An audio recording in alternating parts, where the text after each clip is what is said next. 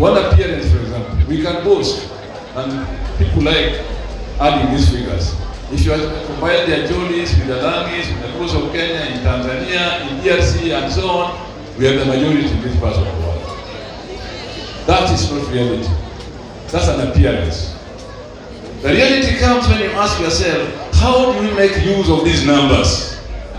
How do you make this use of these numbers to make tomorrow be different today in how we live?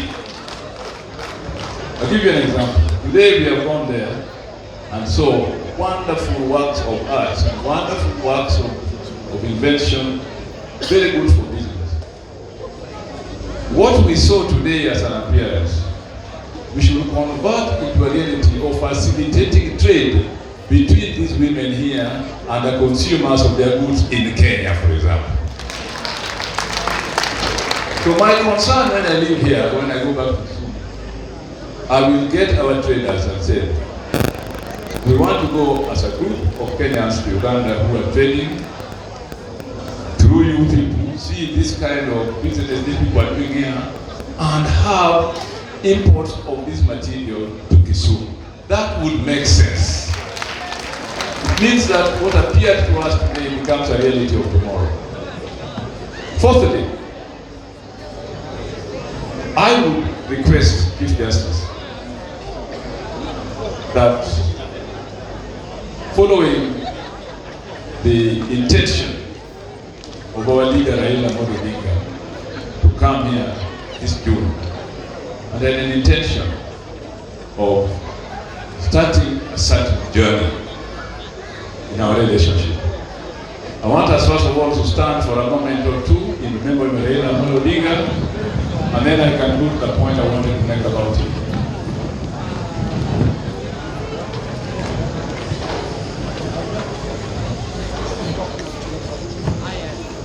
May the good Lord rest his soul in eternal peace.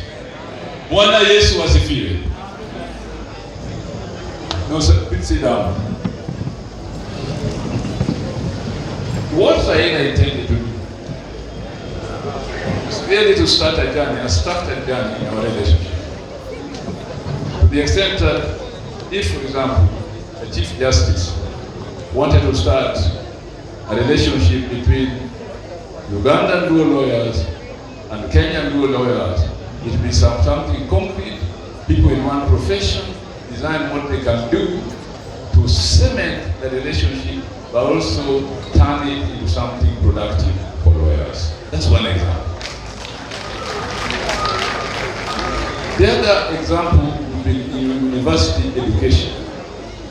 I'm very delighted that tomorrow we are going to Gulu. And the Chief Justice said is the Chancellor of Gulu University.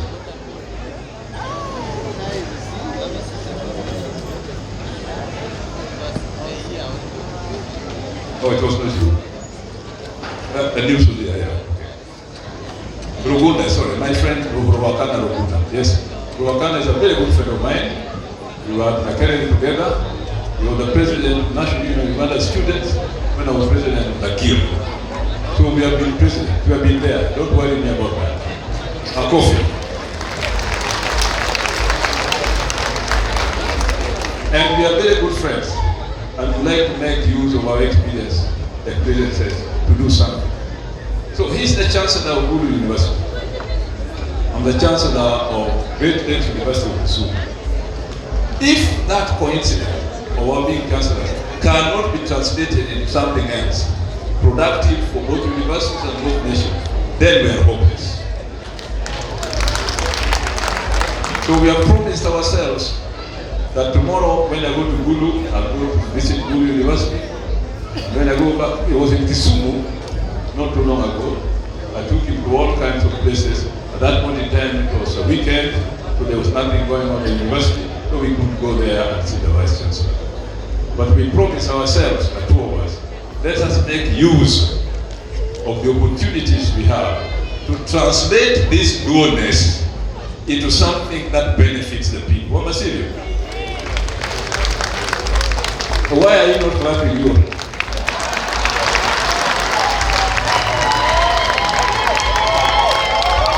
Okay, thank you very much. The other thing I wanted to say,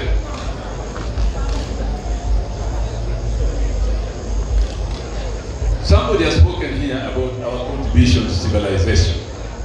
And indeed, if you read Ogot's book, Bethuel Alan Ogot, the late Bethuel Alan Ogot, professor of history, who wrote a very important book, The History of the Southern Luos.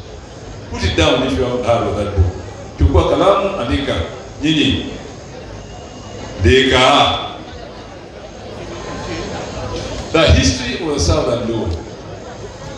I think if you read that book, The History of Southern Luo, just see how rich our history is.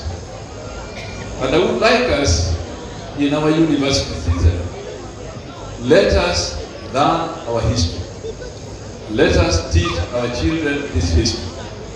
Let us ourselves be confident in that history, that we know it. So that when we talk, like we are talking today here, that we should build on this culture. We shall build on this commonness. We are talking from the point of view, knowing where we have come from and where we should be going. Are we together? Because I know from what I have heard here today, from various people from various sections of this society, our children,